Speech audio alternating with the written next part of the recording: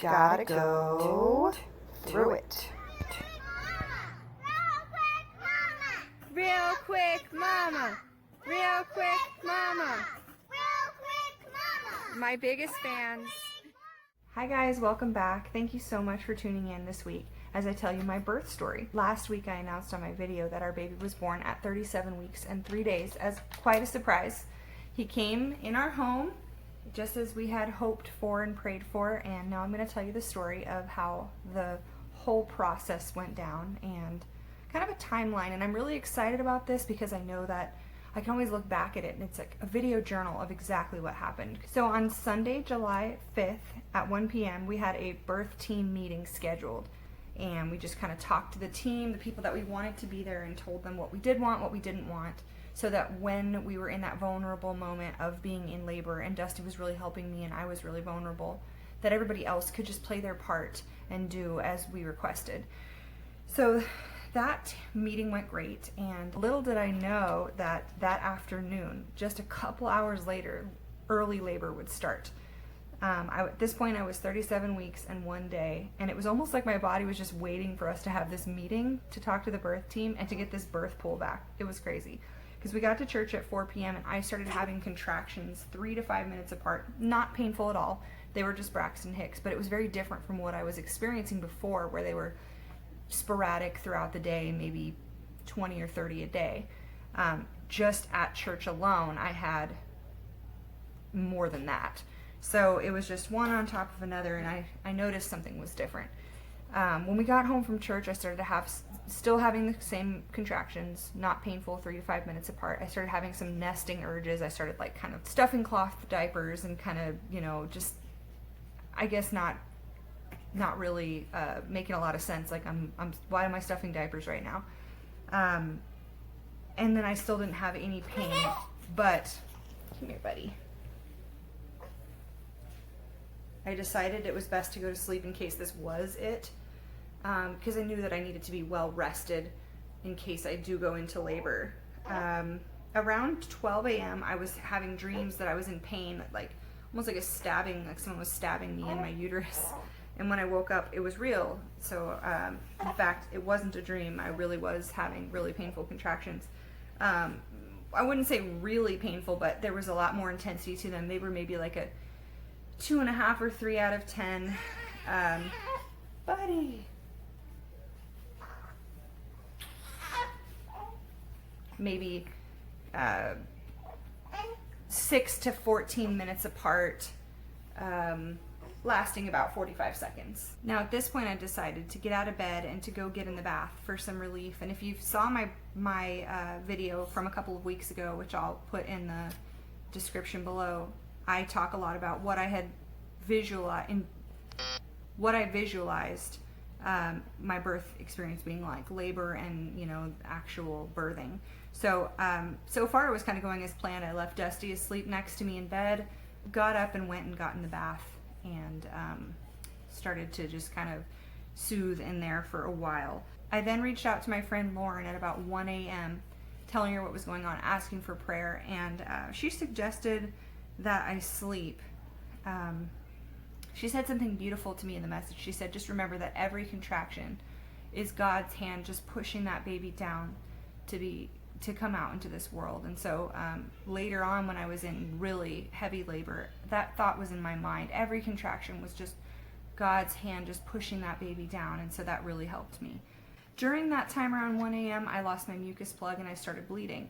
So in my mind, I realized, wow, this really may be something. I went back to sleep about 2 o'clock with a heating pad to help with the pain, and I woke up every contraction with the pain, and then I did go right back to sleep, which was great. And I was so grateful when I woke up in the morning and had some rest. So I did stop timing the contractions completely at that point. The best thing you can do is just ignore them, because you can drive yourself crazy timing them and staying up. And so, but just to give you an idea, I think they were about 10 to 12 minutes apart at that point. At 8 a.m. I did message some women from the church asking for prayer, and also just mentioning that there was a chance I might not make it to my baby shower that night. So yes, I had a baby shower planned for Monday, July 6th, in the evening, and I was just like, hey guys, this is what's going on with me. I don't know if I'm going to make it to this baby shower. Later on in the day, we decided that I was not going, but I would love them to have the shower anyways. So that was really special, and just shout out to my friend Summer for hosting that, and for Abby and my mom and just so many other awesome women that put it together for me. And I'll tell you more about what happened at that shower that night, and I'll even put a little video in here so you can see the amazing thing that happened at the shower. So from about 11 a.m. until about 3 p.m., I really didn't have a lot going on. My contractions slowed down, the intensity lifted a little bit, and the bleeding lightened as well. I was about every 17 minutes for about 40 seconds, so you can see they really slowed down. And then around 4:30, something just changed. My contractions just started to really pick up and really hurt. Now, I'm not talking like screaming labor contraction, like in the middle of giving birth contractions. I'm just talking, they were about a 4 out of 10. And this wave of doubt just kind of washed over me, and I was so concerned that I had made the wrong choice, and that, like, what am I doing? This is going to be terrible. I was having flashbacks of my birth with Marie at the hospital, my first VBAC, and I was like, this is bad news. So I asked for prayer, and that really went away. Around 5:30, I needed to get in the bathtub, and so I did, and my contractions at that point were about 7.5 minutes apart for about 45 seconds, and they were still about a 4 out of 10. My midwife came by to visit, and we talked, and we decided that she should come back later when we call her, but she just kind of wanted to check in. She only lives like a mile away. So at 7, we decided to get out of the bathtub and get into the birth pool. So Dusty got the birth pool filled up with warm water for me, and the tub was just so uncomfortable. I decided that I'd rather get in the birth pool and just have the water be like drained and filled and drained and filled and kept hot, because in my mind I was just not getting out of that water. It helped with the pain so much when I got into the birth pool. It was crazy. My contractions went to about 5 to 6 minutes apart. Before, they were about 7 to 7.5 minutes apart, and they were about 40 seconds long, so they were a little bit shorter, but the pain was a lot less. Dusty and I decided to try to watch a movie. That didn't go very well. We had to pause at every contraction, so like every 5 minutes we were pausing it, because I just couldn't stand to hear anything during those contractions. There was this special pocket of time before anyone else showed up where Dusty and I were just in the quiet, dark space of his office where the birth pool was set up, and we just got to sing and praise God together, and it was just so beautiful. We sang together many songs, it was so peaceful, and the singing really, really helped with the pain of the contractions. So I would find that if a contraction came in like a wave, that if I didn't know the lyrics to the song that was playing, that I needed Dusty to change the song so that I could sing, because the singing, with that like vibration of singing, was really helping with the pain. Presence of God was just so thick. And at that same exact time, the women at my baby shower were also singing a hymn, and let me just show you that video really quick. Waking or sleeping, thy presence my life. Be thou my battle shield, sword for my fight. Be thou my dignity, thou my delight. Isn't that beautiful? Oh my goodness. I'm just so grateful for the friends that God has blessed me with. So at 9 p.m., the contractions were 45 seconds long, about every 3.5 to 4 minutes. And I decided to ask my husband to call Casey and have her come over so she could help. And at this time, we were still singing through the pain. A little while later, we invited my mom in, and I would say for the next hour or so, things just kind of stayed mildly progressing. At 10:40, things really picked up, and I asked Dusty to call Julie. The pain was increasing. I started to really need that counter pressure. I just remember knowing, like, Julie needs to be here now.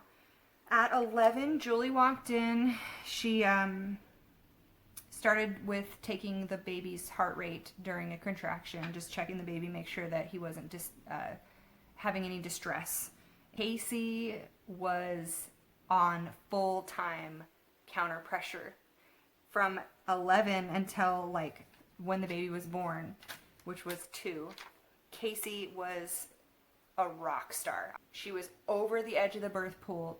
Her top half was just soaked, had her feet on the wall, and she was just like Superman pushing on my lower back while her feet were on the wall, just flat. She was just flat like this over the edge of the birth pool. I don't even know. She's amazing. Thank you so much, Casey, because that counter pressure was like an epidural. Let's be honest. It still hurt really bad. At midnight, Julie reminded me of, and I was almost kind of mad in the moment that she reminded me of this, but it's such a fond memory. I'm so grateful she did this. She said, remember, you can't go over it. You can't go under it. You got to go through it. And of course, that's a reference to the video that I linked in the description. And I'm so glad she took these notes. At 12:40, the song Behold Our God was playing, and Dusty and I were singing that, and she documented that. And she had a talk with me about how my contractions were not really working for me right now, and that I needed to have more intense, longer contractions. And I realized when she said that, and I'm so glad she mentioned it, that I was kind of fighting the contractions. I was sort of bearing down and pulling in when the contractions got intense. And I think that when she said that, it allowed me to just sort of open up and let go. And right after that, the contractions, like at 1 a.m., so 20 minutes later, they got stronger and longer. At 1:26 a.m., I remember saying out loud, and of course I wouldn't know the time unless Julie wrote it down, that the baby was dropping. It was so obvious. It felt like a caterpillar just like inching down, and I could feel him moving down. At 1:36, I started to have these contractions. I mean, and these are contractions at this point that I was like screaming through. They were very intense. I'd get a couple of breaks in between, and every contraction at this point I was falling asleep in between. I was just laying back on the pool and falling asleep. I'd feel a contraction coming on, I'd wake up, get back on my knees, and do it again. But at this time, at 1:36, I started to feel what Julie calls pushy. And so that's where I was having these contractions. You know, I was verbalizing them, and Casey's doing counter pressure. I'm squeezing Dusty's hands over the edge of the birth pool, and then I'd just have like these involuntary, like, bearing down, kind of grunting things happening. And that was definitely the baby moving down. It was almost like my body was like throwing up on the inside and pushing down. Very interesting. It was such a peaceful environment. It was nothing like Marie's birth, where there's hospital staff whipping around me, asking me questions and telling me I need to change positions, or that I need, you know, to have an IV. And it was just nothing like that. It was so peaceful and quiet, and there was music, and nobody really said anything. Everyone just waited and let me do what I needed to do. I didn't really have that moment where I thought I didn't have a transition that I thought I would have, where I freaked out and thought there's no way I can do this. I just kept saying affirmations out loud, like, God, thank you for getting me through this. I was praising God out loud. God, I need you. Thank you for sustaining me. Please don't leave me. Please don't let me be alone. All of these things, I was just saying affirmations, and then thanking God, and then affirmations, and then asking God not to forget, I need you. At 1:46, I could feel the baby's soft spot, and he was not crowning or anything yet, but I could feel that he was getting closer. At 1:49, my water broke, and Casey was doing counter pressure on me at the time, and we both felt it.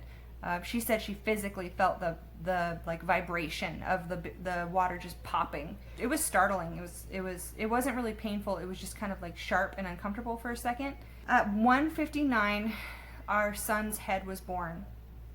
At this point, I was no longer screaming or even really verbalizing any contractions. I was very quiet and very focused. In watching the video now, I honestly don't know how I could have done that without God. I had so much strength in the moment and so much peace that it was only by the grace of God. And what's beautiful is there was this song playing in the background by Carrie Job, I Am Not Alone. And it was like the whole birth experience, I was praying for God to be present and to sustain me. And I just love that out of the random songs that were playing, just worship songs. I hadn't even put this song on my playlist. I think Dusty added it later. He added some Carrie Job to my playlist because we were looking for songs to sing, and I was starting to not know the words of some of the hymns, and the singing was helping me with the pain, so he threw some Carrie Job on there. I remember when he was crowning, I was thinking to myself, this is so painful. It wasn't like the painful contractions I was experiencing in my lower back. It was all very, very focused, localized pain right where he was coming out. And the pressure was so intense. It was definitely like that ring of fire that people talk about. It wasn't like Marie's birth where Marie just kind of like came out all suddenly. It was very slow, very intentional, very peaceful. It did hurt. When his head was born, it was the coolest feeling. I reached down and literally, I mean, he's still underwater, and I reached down and I can hold his head. I'm holding his head. I'm feeling his ears, and I'm just waiting for the next wave of contractions that really didn't hurt at this point to push him out. It was a beautiful moment. I even said to Dusty, "Do you want to feel?" And he reached down and he was like, "Oh, wow." So I'm feeling his head and I'm just waiting for this next contraction. And then at 2:02, honestly about 20 seconds after my midwife says, "In a minute or pretty soon you're gonna feel the baby come out. His shoulders are gonna come out and you're gonna feel him and you're gonna reach down and pick him up." And literally like 20 seconds later, that's exactly what happened. He just came out, and I don't remember it really hurting. I think the head part hurt the most. The rest of it was just kind of like waiting, holding him to my chest, and just the reaction that Dusty had was just so beautiful. He was very excited to see that the baby was born. So yeah, the first 20 minutes after the baby was born were just our 20 minutes. Dusty and I he was on the outside of the pool with his arms around me, looking over my shoulder. We're just looking at this little baby. We don't know it's a boy yet, but we were both expecting a girl because that's all we've ever had. So we sat there and we just looked at him and marveled at God's goodness. We were praising God, thanking him for sustaining me through this, and then we decided to take a look. And we saw that he was a boy. He was our son. So at that point, we're saying, "My son, praise God, our son." And we're both just almost too emotional to even cry. It was a beautiful moment, not interrupted by hospital members or lights or rubbing the baby with the towel to get all the vernix off. None of that. At this point, I don't even think Julie had even touched him.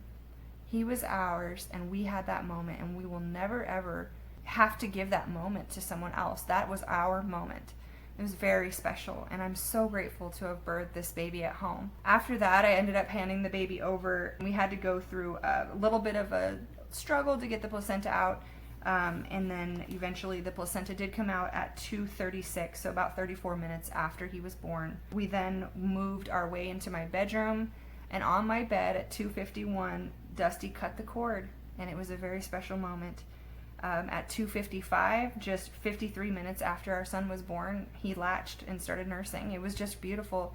And all this time, we were in charge and we were directing, and Julie was doing everything she needed to do, but she never ever got in between our family moment, and it was very special and very peaceful. At 4:30, baby and I took an herbal bath, and I remember just sitting in there talking to Casey and saying to her some crazy post-birth things like, "I'm never doing that again.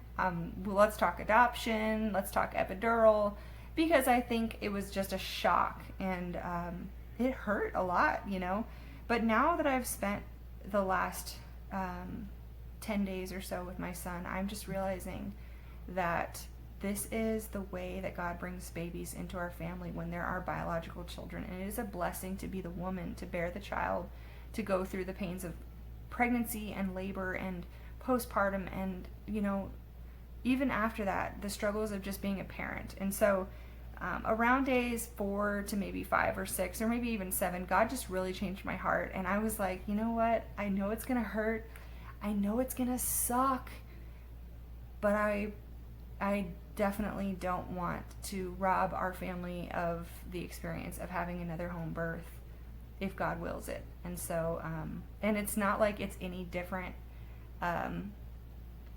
It's not any better at the hospital. In fact, it was so much worse at the hospital. So much worse. I can't even tell you how stressful it was and how much more painful it was at the hospital. At home, we were in this peaceful environment that we had set up, that God sustained, and that I would do all over again. I know this wasn't real quick, but I'm still real quick mama because I had my baby at 37 weeks and 3 days. And I just appreciate you tuning in. Bye.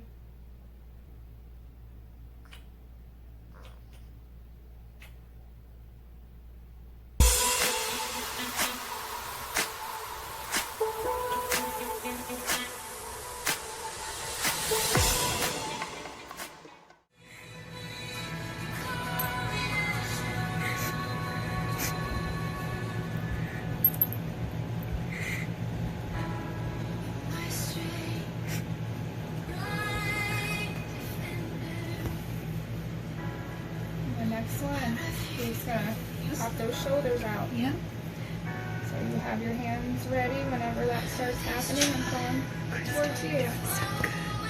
Or her, him, whoever. Beautiful child. Oh, Oh, oh my goodness.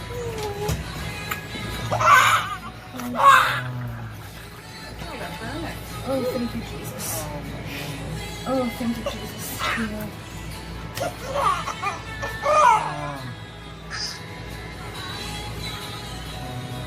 Look at her there. Just turn the fan off, please.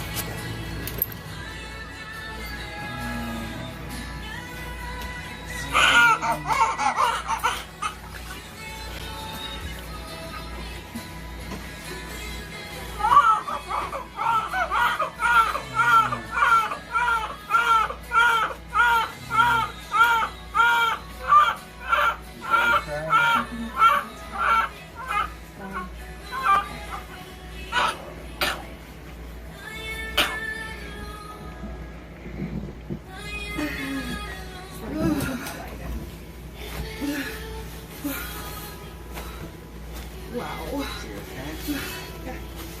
Baby's fine. Just mad.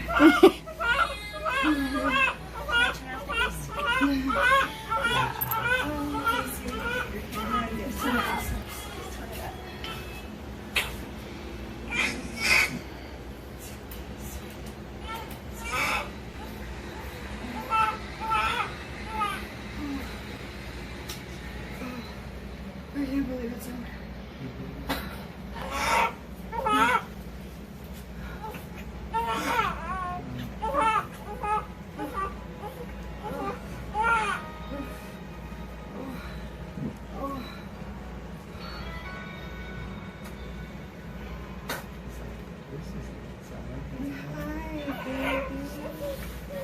You're so cute. Sounds like a girl, babe.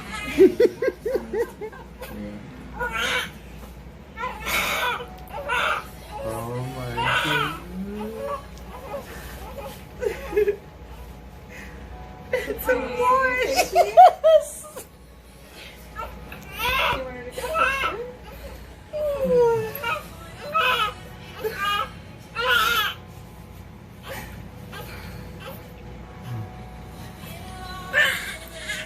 You've got a son.